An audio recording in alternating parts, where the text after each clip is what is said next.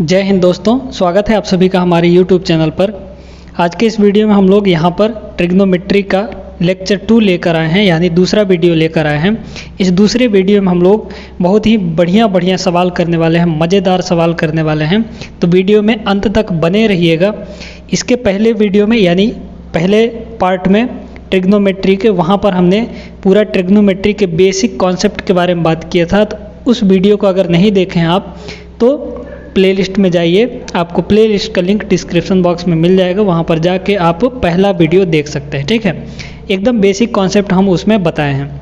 और एक बात, जो भी यहाँ पर प्रश्न हम करवा रहे हैं इनका PDF आपको मिल जाएगा टेलीग्राम चैनल पर, और टेलीग्राम का लिंक आपको डिस्क्रिप्शन बॉक्स में दिया गया है। ठीक ना, तो चलिए शुरू करते हैं। यहाँ पर पहला सवाल देखते हैं हम लोग, बहुत ही अच्छे से करेंगे, एकदम बहुत कम समय में ऐसा ट्रिक बताएंगे, ऐसा सॉल्व करने का अप्रोच बताएंगे कि आप कम समय में इन सवालों को कर पाएंगे। ठीक है, लेकिन कुछ चीज़ें हैं कि आपको याद रखनी पड़ेंगी। ठीक है, ट्रिग्नोमेट्री में ऐसा है कि बहुत सी चीज़ें आपको याद रखनी पड़ती हैं, और अगर आप जितना ज़्यादा याद रखेंगे आपको उतना ही ज़्यादा बेनिफिशियल होगा। बात समझ में आया? तो चलिए शुरू करते हैं। यहाँ पर पहला सवाल देखिए क्या दिया गया है। यदि साइन थीटा इक्वल टू 0.7, क्या दिया है? साइन थीटा इक्वल टू 0.7, तो कॉस थीटा का मान क्या होगा जबकि थीटा जो है 0 से 90 के बीच में है। ठीक है, हमको सीधा सीधा कॉस थीटा का वैल्यू पूछ रहा है, और साइन थीटा का वैल्यू आपको दे दिया है 0.7। तो देखिए इस साइन थीटा को क्या हम कन्वर्ट कर सकते हैं? देखिए ये कितना है? साइन थीटा है ना। साइन थीटा इक्वल टू क्या है? 0.7। इसको हम बटे के रूप में बदल सकते हैं, तो ये हो जाएगा, दशमलव हटाएंगे तो 7/10 हो जाएगा। ठीक है, अब देखिए, अब आपको पता है कि जो साइन थीटा होता है वो लंब बटा कर्ण होता है। ठीक है, यही चीज़ें हैं जो आपको याद रखनी पड़ेंगी। ठीक है, लंब बटा क्या होता है? कर्ण। यानी यहाँ पर ये 7/10 दिया है, तो लंब हमारा क्या हुआ? 7 हुआ, और कर्ण हमारा 10 हुआ। तो देखिए एक त्रिभुज में, एक समकोण त्रिभुज में जब ऐसा होता है तो हमारा कर्ण क्या कितना है? 10 है, और लंब ये वाला होता है, लंब हमारा 7 है। तो देखिए यहाँ पर जब हमको आधार निकालना होता है तो हम पाइथागोरस लगाते हैं, और पाइथागोरस क्या कहता है कि इन दोनों का स्क्वायर का योग किसके बराबर होता है? इसके स्क्वायर के बराबर, यानी कर्ण के स्क्वायर के बराबर। तो यहाँ पर देखिए कितना हो जाएगा? 7 का स्क्वायर और प्लस इसका स्क्वायर, यानी बेस का, आधार का। ठीक है, ये आधार है हमारा, तो आधार का स्क्वायर और बराबर कितना हो जाएगा? 10 का स्क्वायर, यानी कर्ण का स्क्वायर। ये होता है पाइथागोरस में। तो यहाँ से देखिए आधार का स्क्वायर कितना आ जाएगा? आधार का स्क्वायर जो होगा वो कितना होगा? 10 का स्क्वायर 100 माइनस यहाँ पर ये 49 हो जाएगा। 7 का स्क्वायर 49 होता है, तो 100 माइनस 49 हो गया, और इसका वैल्यू आता है कितना? 51। ठीक है, यानी जो हमारा आधार है यहाँ से वर्ग को हटाएंगे तो इधर जाके वर्गमूल लगेगा, यानी कितना आ गया? यहाँ पर ये आधार हमारे पास, आधार का मान कितना आ गया? √51। अब देखिए, अब हमको हमारे पास तीनों चीज़ मिल गए हैं, तीनों भुजाएं मिल गई हैं, तो कॉस थीटा का वैल्यू आसानी से हम निकाल पाएंगे। बताइए कॉस थीटा बराबर क्या होता है? तो कॉस का वैल्यू होता है को मतलब साथ वाला, और साथ वाली भुजा होती है आधार। तो आधार हमारा क्या है? आधार है हमारा यहाँ पर √51, और बटे कॉस के बटे में, यहाँ पर कॉस जब निकालते हैं तो इसके बटे में क्या आता है? कर्ण होता है, और कर्ण हमको कितना दिया है? यहाँ पर 10 दिया है, आप देख पा रहे होंगे। ठीक है, अब यहाँ पर देखिए इसको इस फॉर्म में तो कुछ भी नहीं दिया है, इसका मतलब हमको इसमें कुछ ना कुछ करना पड़ेगा। देखिए क्या करना है, इस 10 को क्या आप √100 लिख सकते हैं? बिल्कुल लिख सकते हैं। तो ये हो जाएगा √51, और इस 10 को हम √100 लिख सकते हैं, क्योंकि √100 का ही वैल्यू 10 होता है। अब यहाँ पर इस चीज़ को हम पूरा यहाँ पर स्क्वायर लगा सकते हैं, अंडर रूट लगा सकते हैं। तो ये हुआ 51 और बटे 100। बस देखिए कितना आ जाएगा, ये आ जाएगा अंडर रूट, इसको बटे कर देंगे तो ये 0.51 आ जाएगा, यानी ऑप्शन सी आपका करेक्ट आंसर हो जाएगा। आप वैसे तो यहीं से देख के बता सकते थे कि इतना होगा। ठीक है, अगर आपको करने आता है ये सारी चीज़ तो इतना पेन चलाने की ज़रूरत नहीं है। बात क्लियर हो गई? तो यहाँ पर इसका आंसर कौन सा होगा? सी ऑप्शन करेक्ट हो जाएगा। उम्मीद है कि यह सवाल आपको समझ में आ गया होगा। चलते हैं अगले सवाल पर। अगला सवाल देखिए यहाँ पर, ये बहुत मज़ेदार सवाल है, एकदम बढ़िया सा सवाल है। चलिए इसको समझते हैं। देखिए दिया है यहाँ पर त्रिभुज ABC में ए बी बराबर कितना दिया है हमको 2.5, कॉस बी का मान 0.5 और कोण ACB, यहाँ पर जो बीच वाला कोण दिया है वो कितना दिया है हमको 90 डिग्री, यानी कोण C हमारा 90 डिग्री है। तो चलिए एक त्रिभुज हम यहाँ पर बना लेते हैं। ठीक है, ये हमारा एक समकोण त्रिभुज हो गया। देखिए कोण C हमारा 90 डिग्री दिया है, यानी ये वाला जो पॉइंट है ये हमारा कितना है 90 डिग्री है। ठीक ना। अब इसके बाद बोल रहा है कि AB हमको कितना दिया है, तो इसको मान लीजिए A और इस पॉइंट को मान लीजिए B। तो AB हमारा दिया है यहाँ पर देखिए 2.5, ये कितना दिया है 2.5 सेंटीमीटर दिया है। इसी के साथ कह रहा है कि कॉस B, अब यहाँ पर थोड़ा सा समझिए, है ना, कॉस B, तो कॉस B का मतलब क्या है, कोण B के लिए लिया जा रहा है और कॉस थीटा का मतलब होता है आधार बटा कर्ण। अब यहाँ पर आपको समझना पड़ेगा कि कोण B के लिए आधार कौन सा होगा। तो कोण B हमारा यहाँ है और इसके लिए आधार का मतलब होता है साथ वाला भुजा। ठीक है, ये हो जाएगा आधार, है ना, ये आधार BC। ठीक है, तो यहाँ पर BC और बटा कर्ण कितना है हमारा AB है। ठीक है, BC बटा AB ये चीज़ हो जाएगा। अब यहाँ पर इसका जो वैल्यू दिया है वो कितना दिया है, यहाँ पर 0.5 दिया है। इस 0.5 को अगर कन्वर्ट करेंगे तो 5/10 होगा, यानी 1/2 हो जाएगा। आधा है 1/2, यानी BC हमारा कितना होगा 1 होगा और यहाँ पर AB कितना होगा 2 होगा। अनुपातिक मान है ये। ठीक है, अनुपातिक मान है, यानी AB हमारा कितना है 2:2 है और यहाँ पर BC हमारा अनुपात में 1 है। अनुपातिक मान है ये। ठीक ना। अब देखिए, अब यहाँ पर हमसे पूछ रहा है कि AC का वैल्यू कितना होगा, ये जो हमारी भुजा है ना इसकी वैल्यू कितनी होगी। तो चलिए यहाँ पर पाइथागोरस लगाएंगे, तो AC बराबर AC का स्क्वायर कितना हो जाएगा, AC स्क्वायर प्लस BC का स्क्वायर यानी 1 का स्क्वायर, हमको 1 दिया है ये, बराबर पाइथागोरस लगाएंगे हम तो AB का स्क्वायर यानी 2 का स्क्वायर, कर्ण का स्क्वायर। ठीक है, यहाँ से AC का वैल्यू कितना आ जाएगा बताइए, AC का वैल्यू आ जाएगा यहाँ पर देखिए ये हो जाएगा 4 और इस 1 को उधर ले जाएंगे 4 - 3 और इधर से वर्ग हटाएंगे तो उधर वर्गमूल लगेगा, यानी वर्गमूल 3 आ जाएगा। ठीक है, AC का वैल्यू कितना आया यहाँ पर, ये वर्गमूल 3 आ गया। ये भी अनुपातिक मान है। ठीक है, जब ये 1 और 2 ये सब अनुपातिक मान है, एक्चुअल मान इसका ये है। ठीक है, AB का एक्चुअल मान कितना है 2.5 सेंटीमीटर दिया है, ये जो मान है अनुपातिक मान है। ठीक ना। अच्छा, अब यहाँ पर देखिए जो अनुपात 2 का मान है, मतलब AB का अनुपातिक मान कितना है, अनुपातिक मान कितना है, अनुपातिक मान है 2.5 सेंटीमीटर। तो अगर एक अनुपात की बात करें, एक अनुपात की बात करें तो एक अनुपात कितना हो जाएगा 2.5 और बटे 2, है ना, इसको बटे में ले आइए, ये इतना सेंटीमीटर।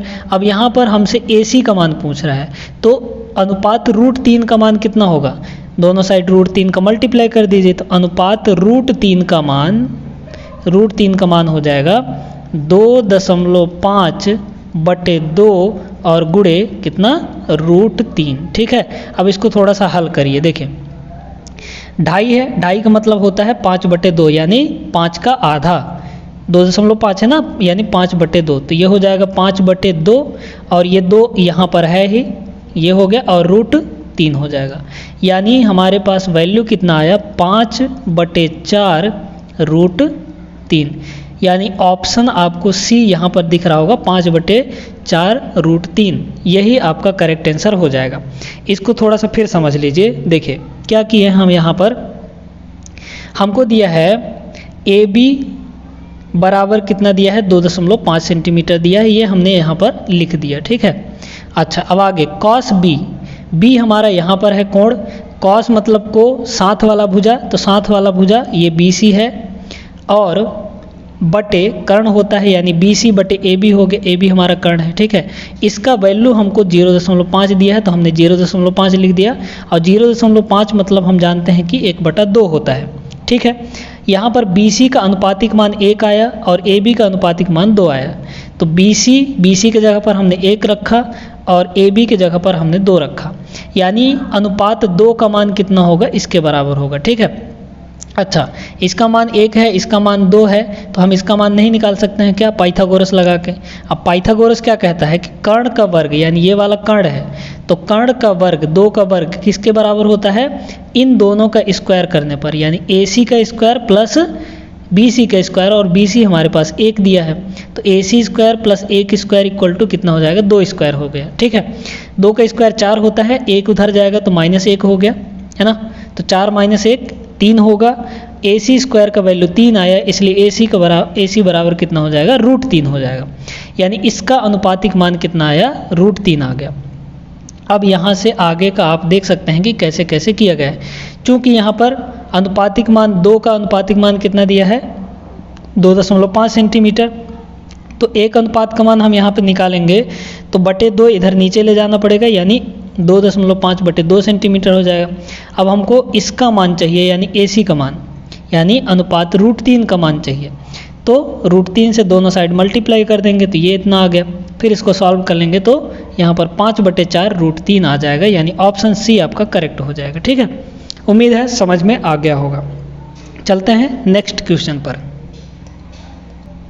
अगला क्वेश्चन देखिए, यहाँ पर ये भी एकदम मज़ेदार सवाल है, बहुत ही ध्यान से इस क्वेश्चन को समझिएगा, क्योंकि यहाँ पर है तो बड़ा सिंपल लेकिन देखने में अटपटा आपको लग रहा होगा।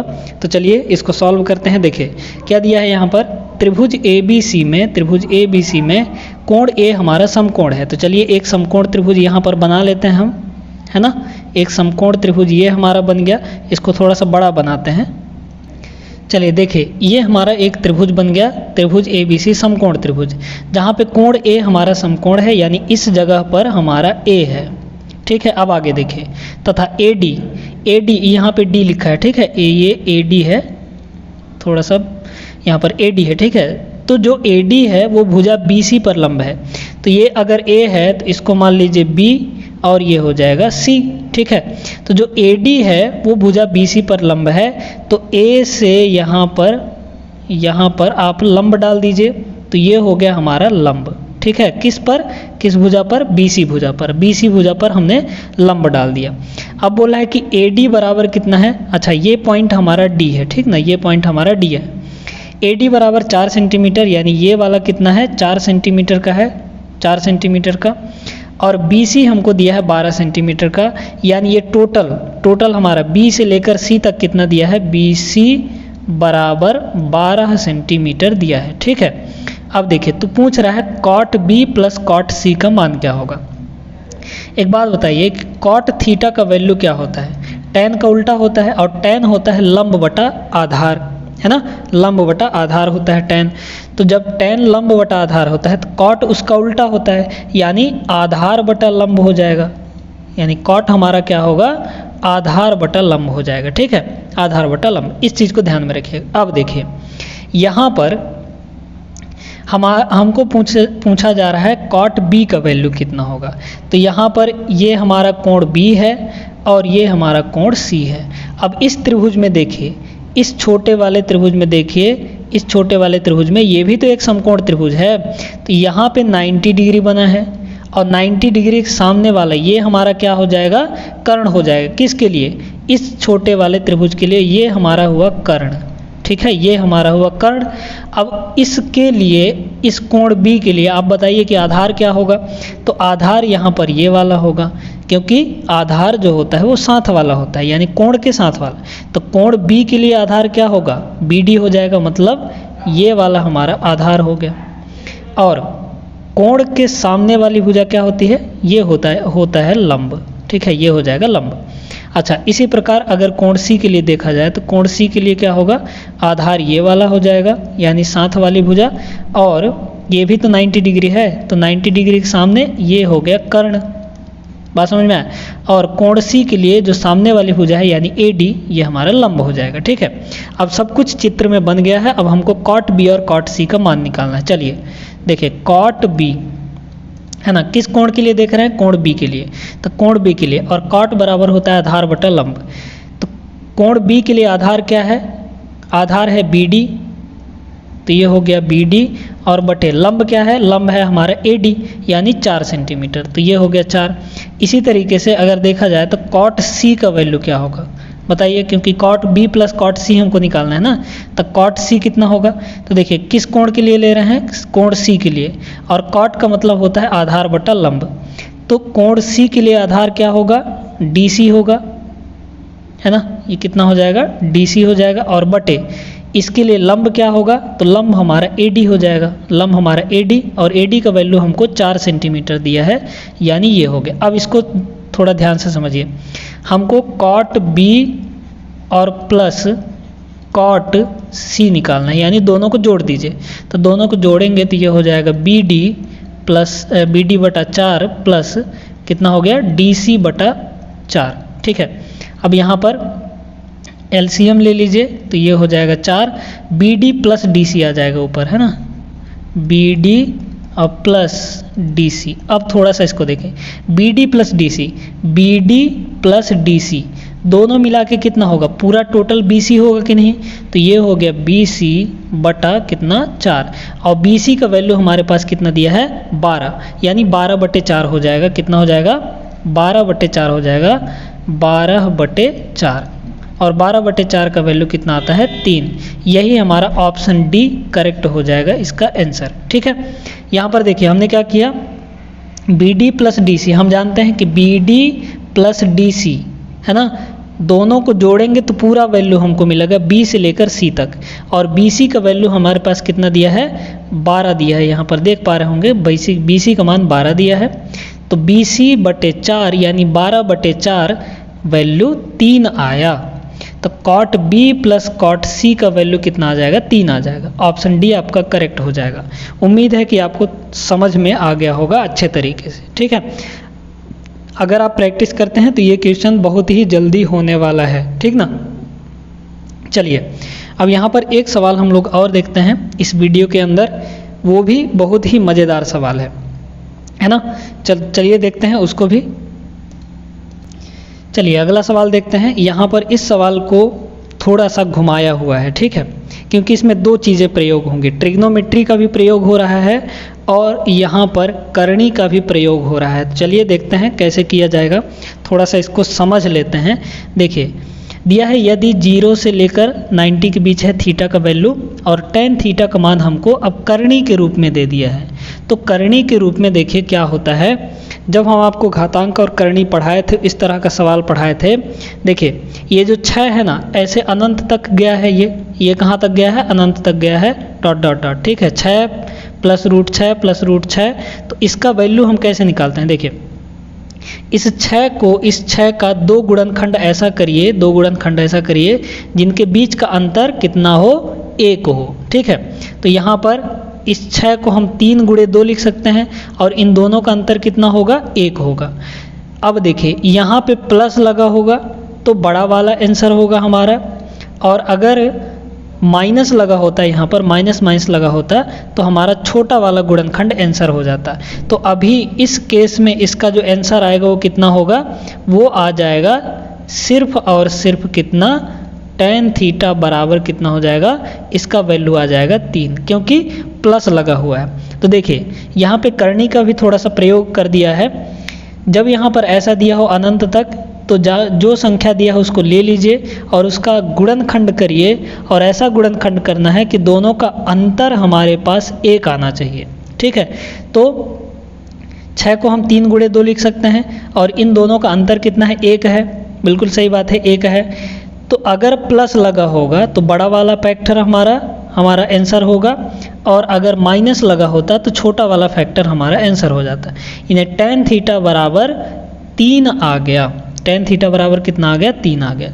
अब देखिए हमको क्या इसका मान पूछा है, यहाँ पर सेक स्क्वायर थीटा का मान पूछा है।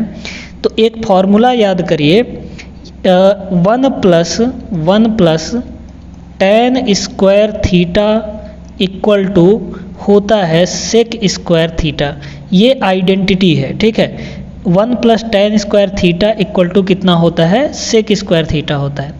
आप या तो इस फॉर्मूले का उपयोग करके सेक स्क्वायर थीटा का वैल्यू डायरेक्टली निकाल सकते हैं, या फिर बेसिक मेथड से, बेसिक तरीके से आप बता सकते हैं। देखिए tan थीटा बराबर कितना है, 3 है, यानी 3/1 है।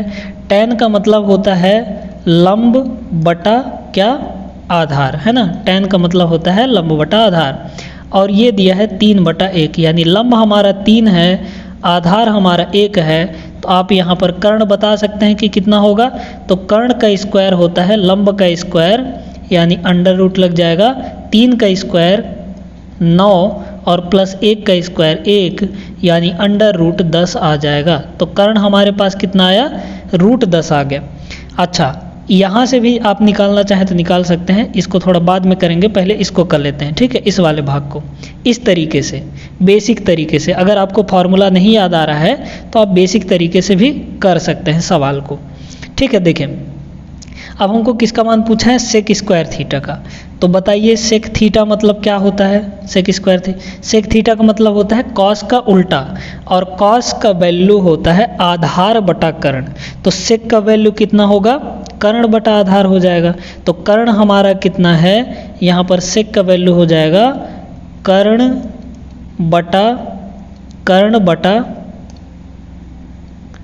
बटा ये हो जाएगा आधार, ठीक है, कर्ण बटा आधार। और इसका वर्ग लगा है तो यहाँ पर वर्ग लगा देंगे। अब देखिए कर्ण का मान कितना है, रूट 10 और बटे आधार का मान है 1, यहाँ पर देखिए आधार का मान 1, और इनका स्क्वायर करेंगे तो रूट 10 का स्क्वायर कितना हो जाता है, 10 आ जाता है। यानी सेक स्क्वायर थीटा का वैल्यू कितना आएगा, 10 आएगा, यानी ऑप्शन डी आपका करेक्ट हो जाएगा। तो बेसिक तरीके से करेंगे तो थोड़ा सा लेंदी होगा, अगर आपको ये फार्मूला याद है तो आप सेकंड में कर सकते हैं। देखिए ये हो जाएगा कितना, 1 प्लस tan थीटा का वैल्यू कितना आया है, 3, तो tan स्क्वायर दिया है इसलिए 3 का स्क्वायर हो जाएगा, और बराबर ये कितना हो जाएगा, सेक स्क्वायर थीटा, ठीक है। इसी का वैल्यू तो हमको पूछा है, सेक स्क्वायर थीटा का वैल्यू, ठीक है। 3 स्क्वायर हो गया 9, 9 प्लस 1 यानी 10, बराबर कितना हो जाएगा, सेक स्क्वायर थीटा, यानी सेक स्क्वायर थीटा की वैल्यू कितनी आ गई, 10 आ गई। ऑप्शन डी आपका करेक्ट आंसर हो जाएगा। इस तरीके से आप कर सकते हैं। अब यहाँ पर आज की इस वीडियो में बस इतना ही। अगले वीडियो में हम इसके आगे की थ्योरी करने वाले हैं और कुछ अलग तरह के, अलग टाइप के प्रश्नों को देखने वाले हैं। अभी तो जो ये प्रश्न थे वो बेसिक टाइप में आते हैं, बेसिक जो हमारा ट्रिग्नोमेट्री होता है उसके हिसाब से कैसे प्रश्न बनते हैं वो प्रश्न हम लोग देख रहे थे यहाँ पर, ठीक है। अगले वीडियो में इससे अगले टाइप का हम लोग करेंगे और पूरा एकदम जीरो से हीरो लेवल तक का, जीरो से एडवांस लेवल तक का आपको ट्रिग्नोमेट्री सिखा देंगे, ठीक ना। आज का ये लेक्चर दूसरा पार्ट था ट्रिग्नोमेट्री का। चलिए, अगर वीडियो अच्छी लगी हो ये वाली, और अगर कहीं डाउट होता है तो आप कमेंट बॉक्स में पूछ सकते हैं, या फिर हमें इंस्टाग्राम और टेलीग्राम चैनल पर डीएम करके भी पूछ सकते हैं। तो चलिए फिर मिलते हैं नेक्स्ट वीडियो में। तब तक आप सभी अपना ख्याल रखिए और इस चैनल को ऐसे ही प्यार और सपोर्ट देते रहिए। जय हिंद।